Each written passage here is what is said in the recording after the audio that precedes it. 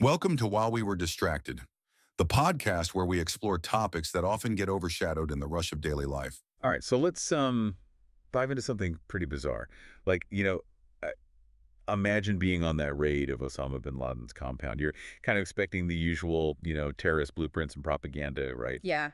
But then you find, amidst all that, a book about, wait for it, the Illuminati. It's fascinating, isn't it? It gives you a glimpse into how someone like bin Laden might have viewed the world, especially the whole idea of these powerful hidden forces shaping global events. Okay, so this book, Bloodlines of the Illuminati, Hmm. it claims that there are these 13 super influential families, like we're talking Rothschilds, Rockefellers, that level of wealth and power. They're the ones secretly running the show, Yeah. and they're doing it through, their money, their connections. And even get this, occult practices. The whole bloodline thing is key here. The book suggests that these families, they maintain their power through these super carefully orchestrated marriages within their circle, almost like a dynasty that goes back centuries. And get this, according to the author, they're connected to some major historical events, from like the assassination of JFK to the rise of Hitler. Hold on. JFK and Hitler. That's a pretty wide net they're casting. I know, right? The book even links them to the formation of institutions like the Federal Reserve, which, for those who don't know, it's basically the central bank of the U.S. It controls things like interest rates and the money supply, so it has this massive impact on the economy. And it's long been this favorite target for conspiracy theorists, who see it as a tool of this supposed global elite. So we've got this book on bin Laden's shelf, claiming that a small group of families are pulling the strings of world events. And it's not that hard to see why this might have resonated with him. Exactly. If you see yourself battling against this huge, powerful enemy, in bin Laden's case, the West, particularly the U.S., this book would almost confirm those suspicions. It feeds into this idea that there's this shadowy elite manipulating things from behind the scenes. And this isn't the only book that gives us a look into bin Laden's worldview. Another one found was America's War on Terrorism by Michel Chossudovsky. Now, Chossudovsky, he's not exactly on board with the whole Illuminati thing, but his work definitely takes a critical look at the U.S. government, specifically their foreign policy and the war on terror.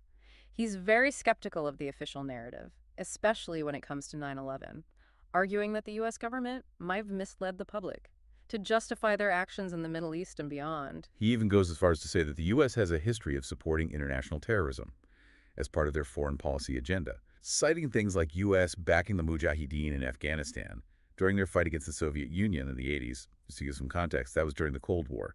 The U.S. and the Soviet Union were kind of in this battle for global dominance. And the U.S. saw the Mujahideen as a way to weaken the Soviets, who were backing the Afghan government at the time. And this is where it gets really interesting. Chossudovsky argues that these actions, which are often presented as fighting terrorism, could actually be contributing to the very problem they're trying to solve. So you have bin Laden, who believes he's fighting against this manipulative force in the U.S.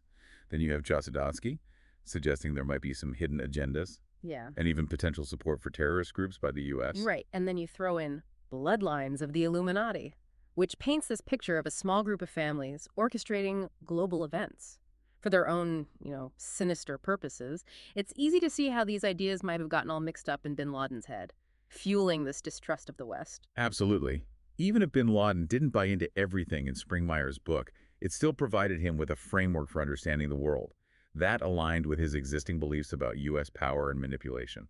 It's like the book validated his worldview. Instead of this vague notion of the West is the enemy, he could point to these specific families, these specific people, as like the embodiment of that power. It makes the enemy more tangible, more personal. And potentially more justifiable in his mind to fight against.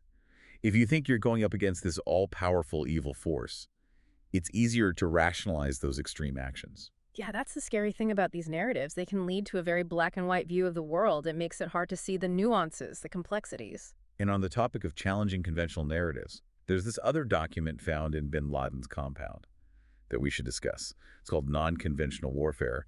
It doesn't directly talk about the Illuminati, but it sheds light on bin Laden's strategic thinking and how he might have approached going up against a superpower like the U.S. Yeah, this document basically lays out strategies for taking on a more powerful opponent, using unconventional methods. It's all about understanding your enemy's weaknesses, using propaganda and psychological tactics to undermine their morale and turning their strength against them. It's almost like this David versus Goliath scenario. But instead of a slingshot, David's weapon is information. propaganda and psychological warfare. Exactly. And what's interesting is that this document actually reflects some of the themes we've been talking about. Chossudovsky talks about how the media can be used to manipulate public opinion, and non-conventional warfare advocates for using propaganda to weaken an enemy's desire to fight and sway public sentiment. So they're coming at it from different angles. But they both highlight this idea that information can be a powerful weapon in shaping narratives and achieving strategic goals. For sure. And this whole idea of information being used as a weapon is a big part of Chossudovsky's work, too. He argues that governments, especially the U.S., have a long history of manipulating information to shape how the public sees things and justify what they do, especially when it comes to foreign policy. He points to the media coverage before the Iraq War as a big example. Remember all those reports about Saddam Hussein supposedly having weapons of mass destruction and ties to al-Qaeda? Yeah. Chossudovsky claims that the Bush administration, they used these carefully crafted stories to create this climate of fear, to get the public on board with the invasion. And the thing is, even though those claims were later proven false, the damage was already done. The narrative had taken hold. And a lot of people were still suspicious. Like, there was more to the story. It shows just how strong those official narratives can be, even when they turn out to be lies. It's like a magic trick. You know you're tricked, Yeah. but you can't quite figure out how they did it. Exactly. And that lingering mystery can be really powerful. It is. And that's what these conspiracy theories latch onto, that need to find meaning, to connect the dots, to make sense of things that seem chaotic or unfair. And in Chossudovsky's view, this manipulation of information, it's not just about controlling the narrative, it's about consolidating power. So he's saying, by creating this image of an outside enemy, the government can justify things like increasing military spending, Right. expanding their surveillance powers, Yeah. and even like eroding our civil liberties, Yeah. all in the name of national security. Exactly. And this ties back to the Illuminati theories in a way, whether it's the U.S. government or this shadowy group of global elites. The message is the same. Those in power, they can't be trusted. Their motives are always suspicious.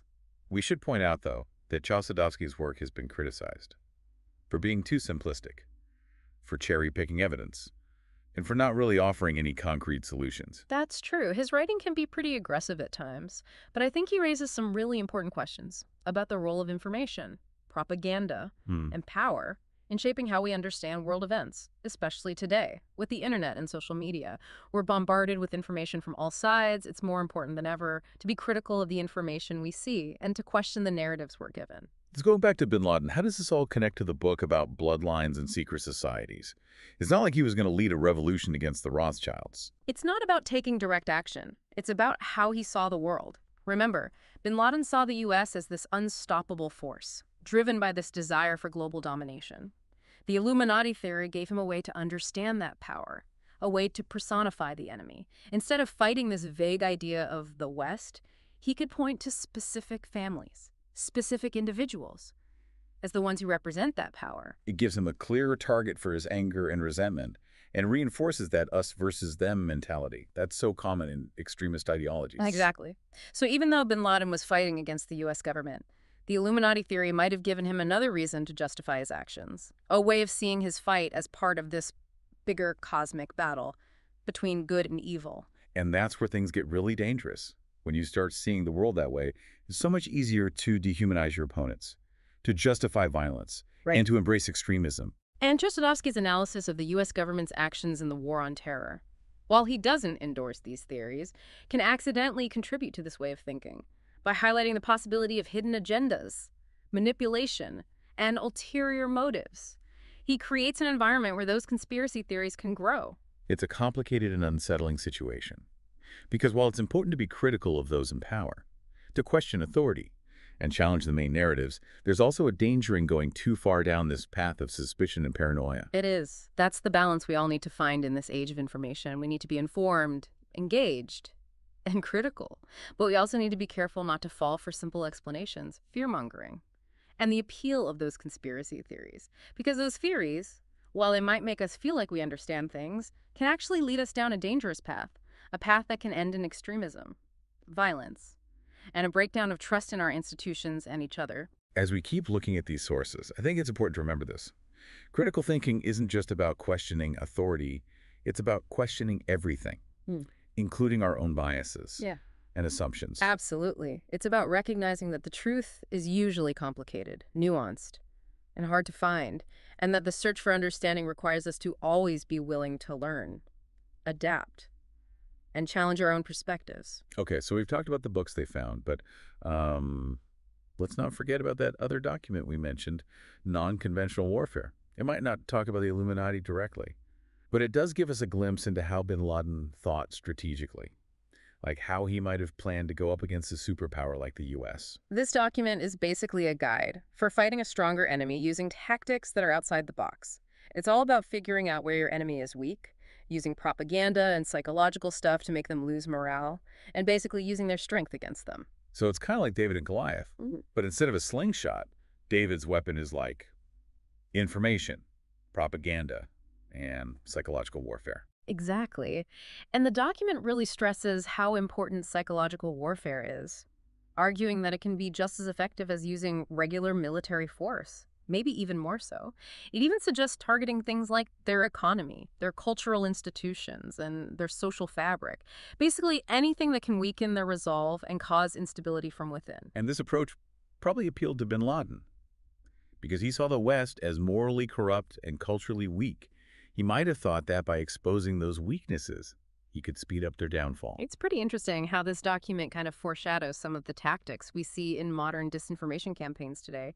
The focus on spreading propaganda, creating division, and exploiting those cracks that already exist in society. It's all there. These are all hallmarks of the information warfare we're seeing happening online. It's a real wake-up call that these ideas, even if they sound extreme, can have real consequences in the world. It makes it even more important to be aware of how information is being used to manipulate us. Absolutely. So what can we do about it? Well, first, we got to sharpen our critical thinking skills. We have to be able to really look at information carefully, question our own biases, and be wary of easy answers. Right. We need to be aware of the strategies they use in these disinformation campaigns, learning how to spot fake news, propaganda, and narratives that are designed to mislead us is super important.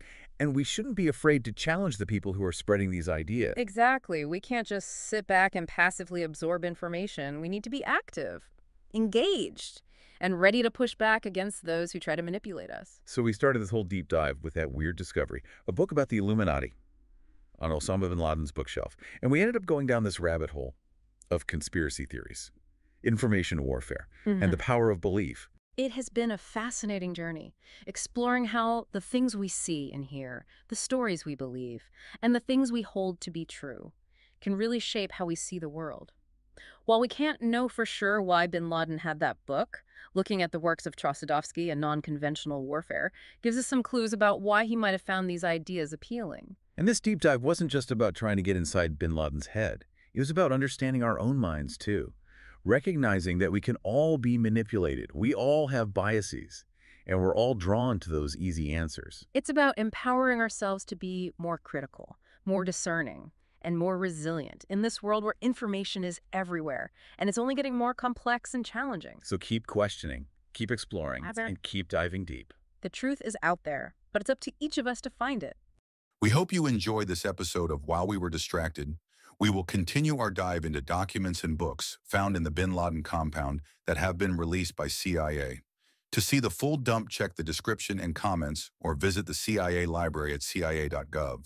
Don't forget to like and subscribe for the next episode on While We Were Distracted.